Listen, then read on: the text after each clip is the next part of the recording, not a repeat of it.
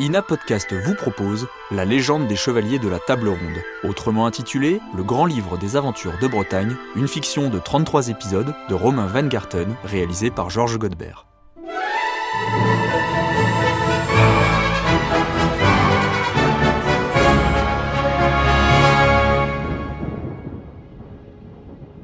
Alors que la quête du Graal tend vers son terme, apparaît un personnage d'une haute importance, et sans doute un des chevaliers les plus ténébreux du cycle arthurien, Mordred.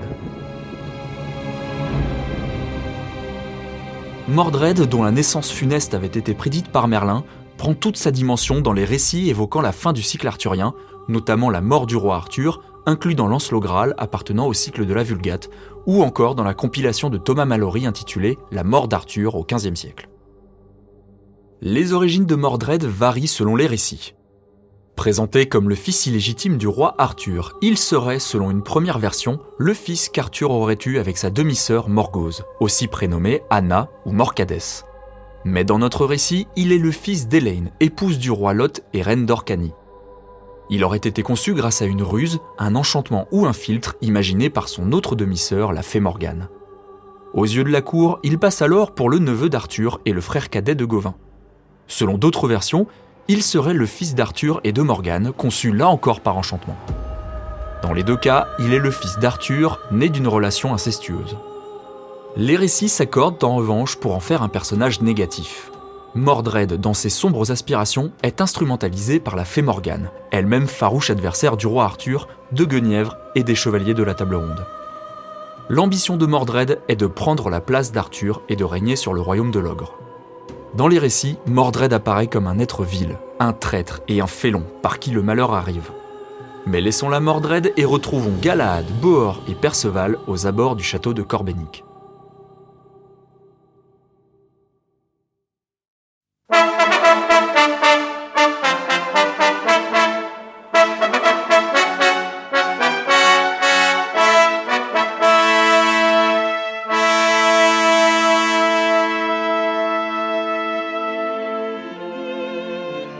Le grand livre des aventures de Bretagne ou le livre de Maître Blaise.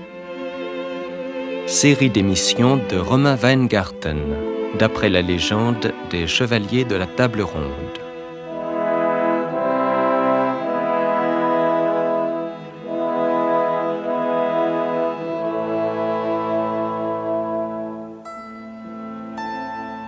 Musique originale de Georges Delerue. Équipe de réalisation, Didier Gervais, Claude Courteau, Monique Vignier, Maryvonne Noël et Georges Godbert. Avec, dans les rôles principaux, Pierre Vanek, le roi Arthur, Evelyne Dandry, la reine Guenièvre, Catherine Salvia de la Comédie Française, Morgane, Françoise Bette, Viviane, Gérard Giroudon, Merlin et Bernard Giraudot, Lancelot du Lac. Aujourd'hui, 31e émission, le retour des chevaliers.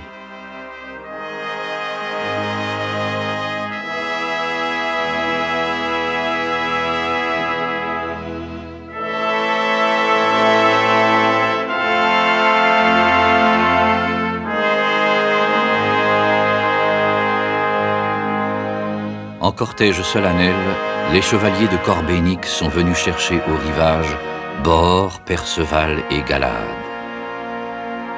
Après la longue errance, après les durs combats, ils sont parvenus au terme de la quête. Ils vont enfin connaître ce qu'ils ont tant désiré. La nuit est venue lorsqu'ils entrent au château aventureux. De torches, ils n'ont nul besoin, de la pierre même des voûtes émane la lumière. Au centre du château est une salle où jaillissent des sources de la gueule de 4 lions d'albâtre. Les chevaliers blancs se retirent. 4 valets leur ôtent leurs armes et leurs habits et les invitent à se plonger au bassin. L'eau pure et douce emporte avec elle toute fatigue et dispense le bien-être. Les valets leur tendent des robes légères, puis les conduisent à leur chambre. Au jour mystérieux succède la nuit transparente. tandis que le sommeil, comme une barque légère, vient les prendre. Au matin, les valets reviennent. Ils les amènent à la salle où déjà les attendent en armes les chevaliers. Là, la demoiselle morte est couchée sur un lit. À côté d'elle est posée, sous un linge précieux, la coupe d'émeraude. Au mur est appuyée la lance. Depuis qu'elle a quitté le château, jamais plus ne s'est fait le service de la lance et de la coupe. Galahad n'hésite pas. De poser des questions, il n'a pas besoin. Son cœur lui dicte ce qu'il doit faire. Il va vers la lance. Il la prend. Une goutte de sang perle à la pointe du fer qui l'abaisse vers le front de la jeune fille. La goutte vermeille y tombe. Perceval se souvient du sang dans la neige. La jeune fille ouvre les yeux. Elle se redresse sur le lit. Elle contemple les chevaliers. Son regard enfin s'arrête sur la coupe et elle s'adresse à Galahad. Sire, il est grand temps que je reprenne mon service. Le roi, en mon absence, a tant souffert.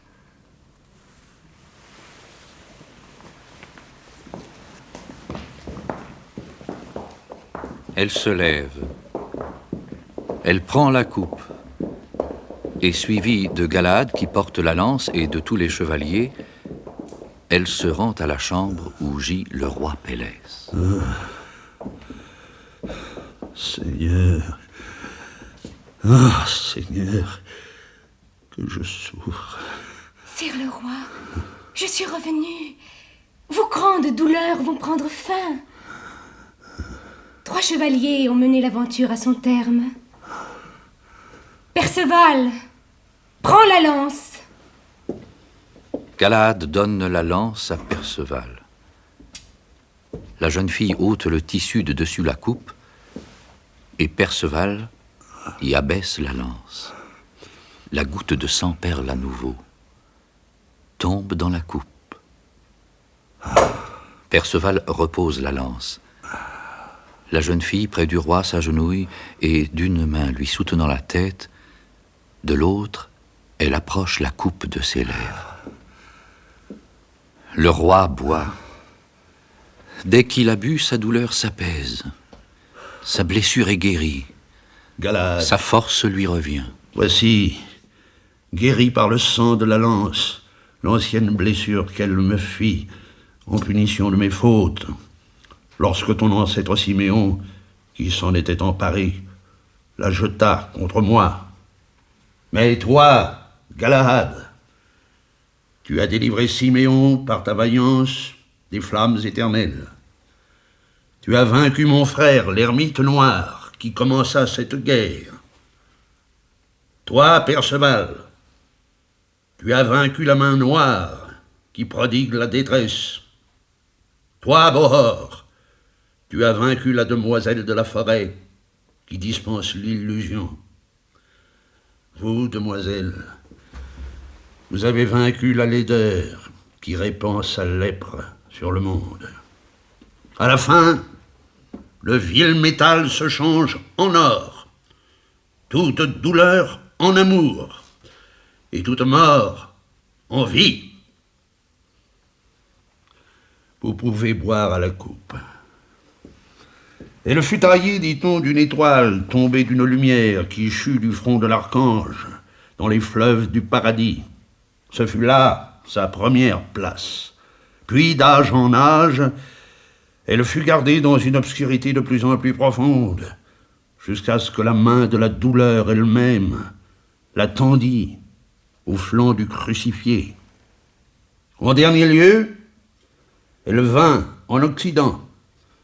Sa lumière est apparue en Bretagne, où plusieurs l'ont vue. Et nous l'avons gardée, à travers maints périls, jusqu'à ce jour où remonte au ciel l'étoile du matin, la brillante émeraude.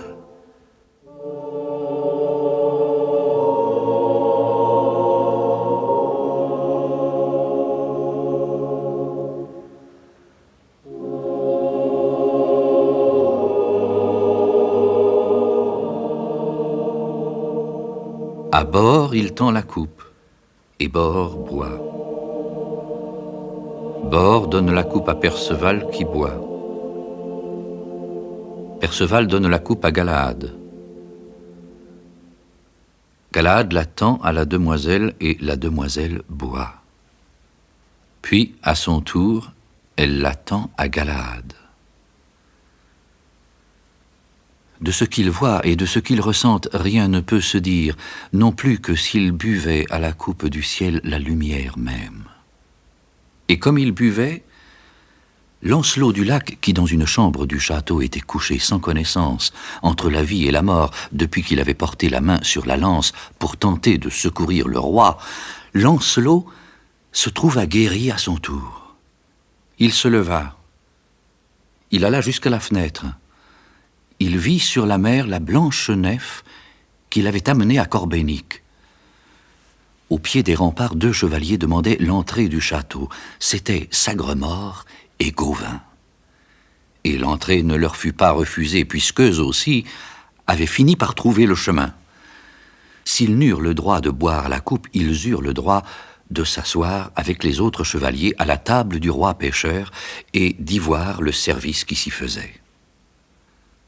Dès que le soleil fut couché, la demoiselle entra portant la coupe, suivie de Bord qui portait la lance. Le sang tomba dans la coupe, la grande lumière à nouveau se fit, et chacun fut servi à son gré des mets qu'il aimait le plus et rassasié à sa mesure de joie et de paix. Et quand le repas fut achevé, et qu'ils eurent laissé libre cours à la parole et au silence, le roi, couronne en tête, se leva. Chevalier, j'ai plus de joie que je ne peux le dire de vous voir réunis à cette table. Je vous ai longtemps attendu et désiré, en grande douleur et anxiété. Maintenant, mes yeux ont vu, toutes mes prières sont exaucées. Je peux m'en aller en paix. Sachez que jamais plus, au château de Corbénic, ne se fera désormais le service du Graal. Après moi s'éteint la lignée des riches rois pêcheurs. Avec la coupe et la lance, vous, ma nièce, et toi, Galahad, vous emporterez ma couronne dans la blanche nef qui vous mènera là où elle vous doit mener. Pour moi, il est temps de quitter le monde. Pour vous autres, chevaliers de la table ronde, qui avez soutenu le renom de votre ordre, d'y retourner et de porter à travers le malheur des temps la lumière que vous avez reçue.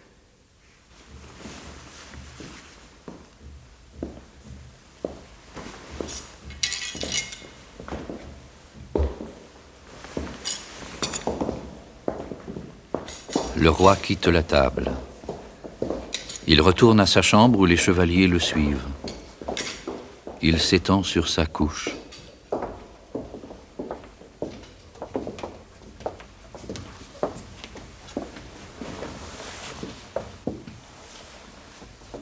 Il regarde une dernière fois ses pères qui tous mettent genoux en terre. Debout, chevalier. Il ferme les yeux comme pour s'endormir, mais tout aussitôt, il les rouvre. Le roi est mort.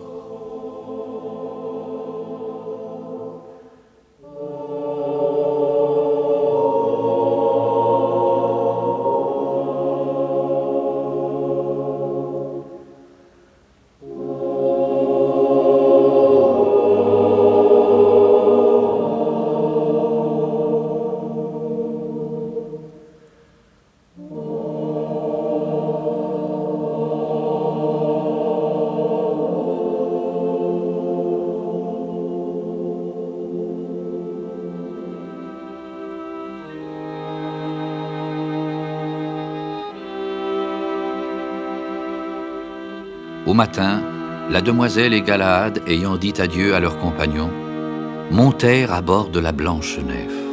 Dès qu'ils y furent, elle quitta d'elle-même le port, et d'eux, ni de la coupe, ni de la lance, plus jamais, à ce jour, personne n'a rien su.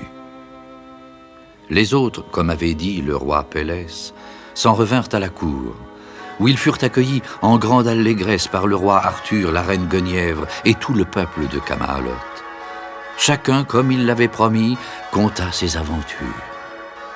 Et moi, maître Blaise, je l'ai mis par écrit, comme l'avait commandé Merlin, le bon prophète.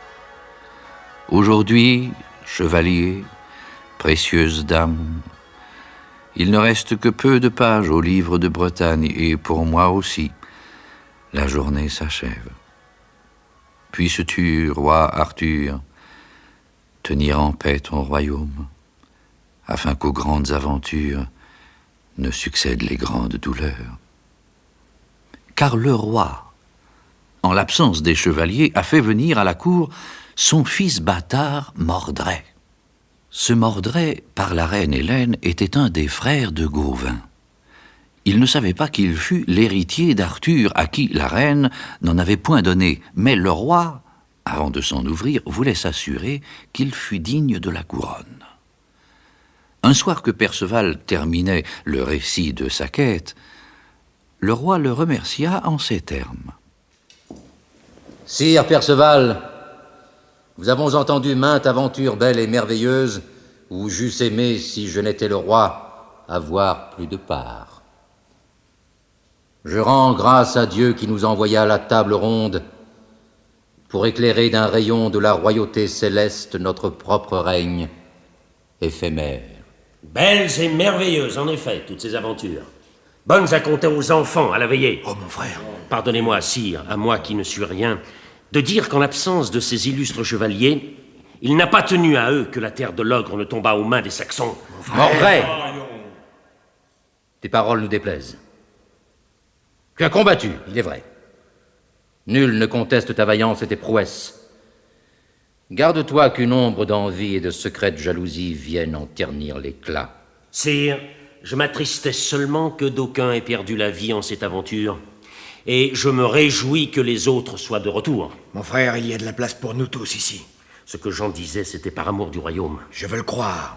C'est un amour que nous partageons tous. Amis, veuillez nous suivre à notre haut manger. Monseigneur Lancelot, votre bras. Lancelot aussi le partage. Mordred, avez-vous l'âme assez vile? 1000 pardons, mon frère.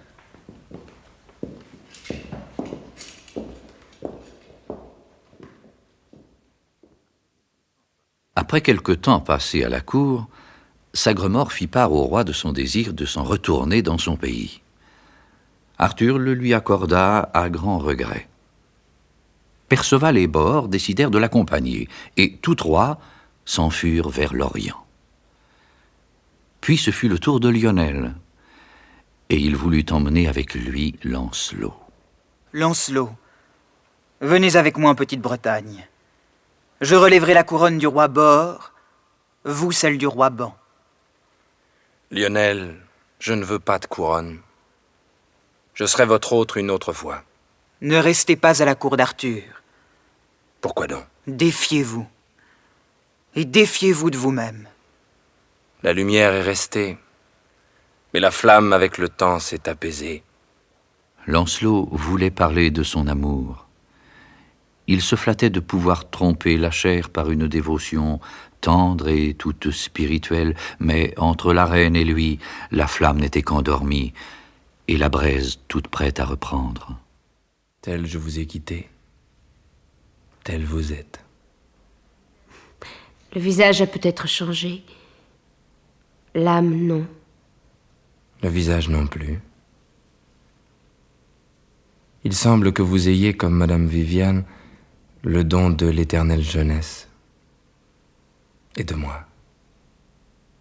Que dites-vous? Là, le temps a mis un peu de sa neige. En a-t-il mis aussi dans votre cœur? Mon cœur n'a pas changé. Il ne changera jamais. Le mien non plus. Je tâche seulement d'être sage, afin de n'avoir plus à vous quitter.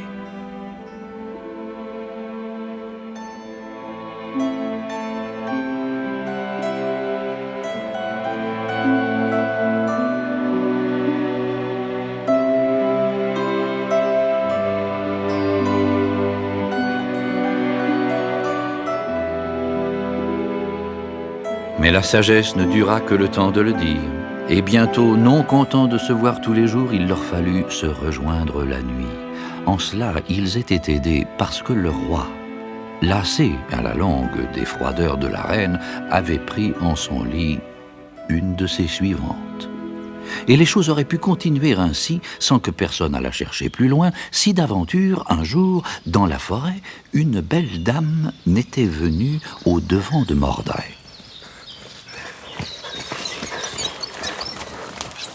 Salut, beau fils du roi. Salut, roi. Je ne suis pas roi. Si tu ne l'es, tu le seras. Qui êtes-vous? Je suis Morgane, beau neveu. Morgane. Je suis la sœur du roi. Et toi, son fils. Moi? Car tu n'es pas le fils du roi Lot. Tu es le fils d'Arthur et de la reine Hélène, ma sœur. De la reine Hélène? Oui. Ils ont couché ensemble. Ils étaient jeunes. Ils étaient beaux. Ils étaient frères et sœurs. Quoi de meilleur au monde? Tu ne me crois pas? Mais... Demande-le à Arthur. Écoute, je suis sûre que tu as à cœur de servir le roi au mieux de tes intérêts. Tu l'aimes de toutes tes forces, n'est-ce pas? Je vais t'apprendre un moyen d'entrer plus avant dans ses conseils. Suis-moi, galopin. Morgane emmena Mordred dans son château. Elle lui montra les peintures que Lancelot avait faites du temps qu'il était son prisonnier, où il avait représenté avec tant d'art les épisodes de son amour pour la reine.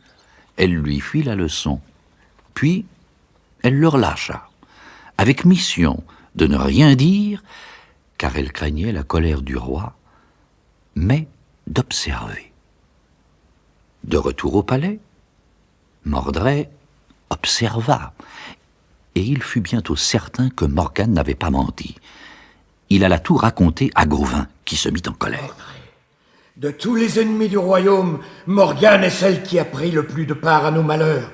Il n'y a rien de pire que cette femme, rien de plus acharné. Mais mon frère... 2 fois déjà, nous avons sauvé la reine de ses enchantements. Ne vous en mêlez pas, Mordred. Ne vous avisez pas en ma présence de dire un mot contre l'honneur de la reine et de monseigneur Lancelot du Lac. Gauvin! Pas un mot, ou je vous chasse à jamais d'ici. Entendez-vous? À jamais! Sortez! Gauvin! Sortez!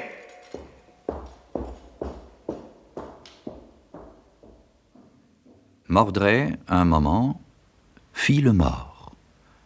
Puis il glissa quelques mots à ses autres frères, à Gravin et Gaërier, qu'il trouva moins intraitables, et il les travailla tant et si bien qu'ils s'accordèrent secrètement à surveiller les allées et venues de la reine et de Lancelot. Une nuit, cachés dans les buissons, ils virent passer Lancelot dans les jardins du palais qui se rendait chez la reine. Ami, qu'il est triste qu'un amour comme le nôtre doive se cacher. L'amour ne compte-t-il pas au nombre des dieux? Oui, dame.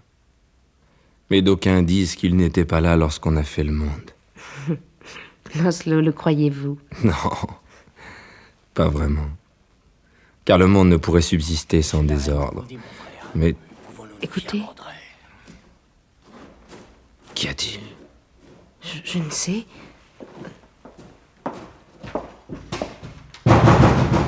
Il y a des gens qui viennent. Ouvrez, dame! Nous sommes trahis. À défaut de vivre avec vous, jurez-moi que je ne mourrai pas sans vous. Je le jure. S'il vous plaît, ouvrez! Qui est là? À Gravin! Ce n'est pas une heure pour rentrer chez moi. Nous venons de la part du roi. C'est au roi de venir. Nous avons ordre de venir. Moi, je vous donne l'ordre de vous retirer. Retirez!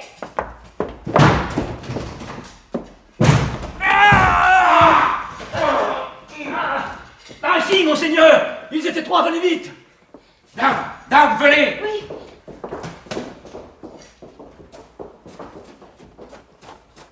En silence, la reine et Lancelot sortent de la chambre. Au dehors, deux autres corps gisent dans l'herbe. Ce sont Gaërier et Mordred. Les hommes de Lionel, qui avaient eu vent du complot, mais trop tard pour prévenir les amants, s'étaient cachés, eux aussi, près des appartements de la reine. Et avant que les conjurés aient eu le temps de donner l'éveil, ils les avaient réduits au silence. Guenièvre et Lancelot se glissent hors des jardins où des chevaux les attendent. Au rempart de Camahaloth, la reine se fait ouvrir les portes. Nul n'aurait osé lui désobéir. Et la troupe, au galop, s'enfuit vers le rivage le plus proche.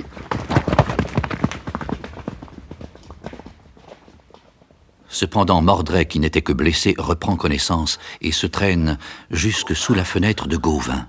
Gauvin, à l'aide! À l'aide! Au meurtre! Trahison! Trahison!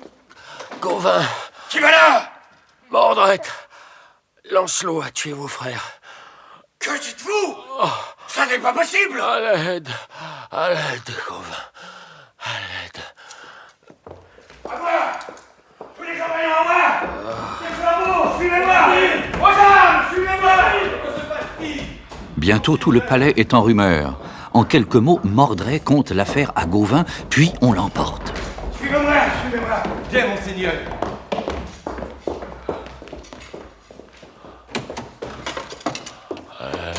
Par ici, les flambeaux. Le roi arrive à son tour. Ils se rendent au jardin de la reine. Ils trouvent les cadavres, celui de Gaërier et celui de son frère, Agravin. Agravin. Arthur, ils ont fui! Trahison! Trahison! De peine, le roi garde le silence. Sire, il faut les rattraper sur le champ, il faut les ramener, morts ou vifs! Arthur, vois-tu ce qu'il a fait? Je vois. Ah, je ne puis le croire. C'est tout ce que tu trouves à dire. Quand il a tué mes frères, enlevé la reine. Voilà donc le secret du blanc chevalier. Rien ne s'est vu de plus noir. Si je le trouve, je jure de le tuer de ma propre main. Aux armes! Aux armes!